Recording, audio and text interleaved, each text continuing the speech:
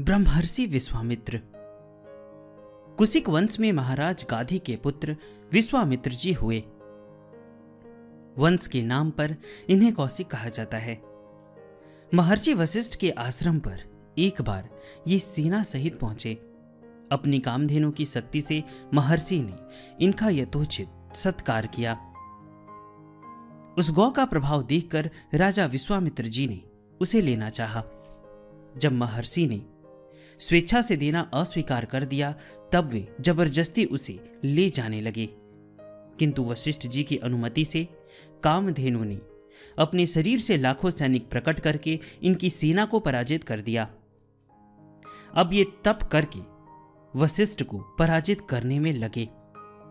जब तपस्या करके शंकर जी द्वारा प्राप्त दिव्यास्त्र भी ब्रह्मर्षि वशिष्ठ के ब्रह्मदंड में लीन हो गए, तब विश्वामित्र जी ने स्वयं ब्रह्मणत्व प्राप्त करने का निश्चय किया। तपस्या में, साधन में, भगवान के भजन में, जीव के कल्याण के जितने मार्ग हैं, उन सब में काम, क्रोध और लोभ ही सबसे बड़े बाधक हैं। ये तीनों नरक के द्वार हैं। कोई कितना विद्वान, बुद्धिमान, तपस्वी क्यों ना हो, यदि काम, क्रोध, लोभ में से एक के भी वश में हो जाता है, तो उसकी विद्या, बुद्धि, तप का कोई अर्थ नहीं है। ये तीनों विकार बुद्धि को मोह में डाल देते हैं और बुद्धि भ्रम से जीव का सर्वनाश हो जाता है। विश्वामित्र जी जैसा महान तप कदाचित ही किसी ने किया हो, किंतु अनेक बार काम, क्रोध या लोभ ने उनके बड़े कष्ट से उपार्जित तप का नाश कर दिया। इंद्र की भेजी मेनका अप्सरा ने एक बार उन्हें प्रलुब्ध कर लिया। दूसरी बार राजा त्रिशंकु वशिष्ठ जी का शाप होने पर भी इनके पास सशरीर स्वर्ग जाने के लिए आया। विश्वामित्र जी ने उसे यज्ञ कराना स्वीकार कर लिया। उस यज्ञ में दूसरे सब ऋषि आए, किंतु वशिष्ठ के 100 पुत्रों में से कोई ना आया। रोष में आकर विश्वामित्र जी ने वशिष्ठ के सभी पुत्रों को मार डाला।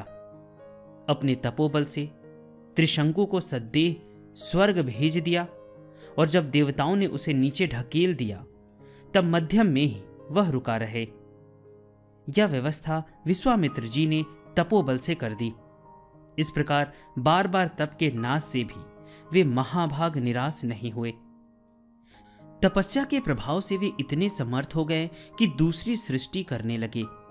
अनेकों नवीन प्राणी शरीर जो ब्राह्मी सृष्टि में नहीं थे, उन्होंने बनाए। भगवान ब्रह्मा ने उनको इस सृष्टि कार्य से रोका और ब्रह्मणत्व प्रदान किया। वशिष्ठ जी ने उन्हें ब्रह्मर्षि स्वीकार किया। काम, क्रोध और लोभ के कारण अनेक बार विघ्न पड़ने से विश्वामित्र जी ने इन तीनों विकारों की नाशक शक्ति को पहचान लिया था। उन्होंने भगवान का आश्रय लेकर इन तीनों को सर्वथा छोड़ दिया।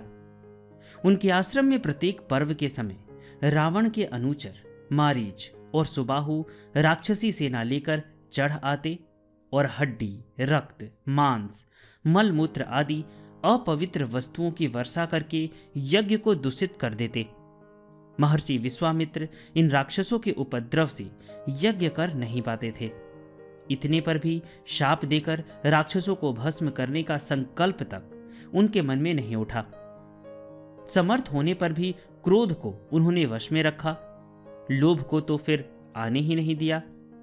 जब इन्हें पता लगा कि भगवान ने पृथ्वी का भार हरण करने के लिए अयोध्या में अवतार ले लिया है, तब ये अयोध्या गए और वहां से श्री राम लक्ष्मण को ले आए।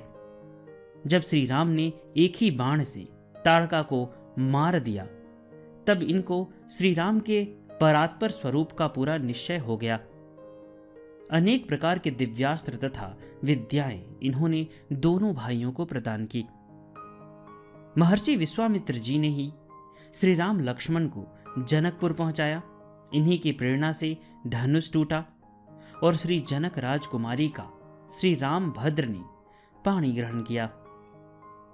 महाराज दशरथ जब जनकपुर से बारात विदा करा के लौटे, तब विश्वामित्र जी भी उनके साथ अयोध्या आए।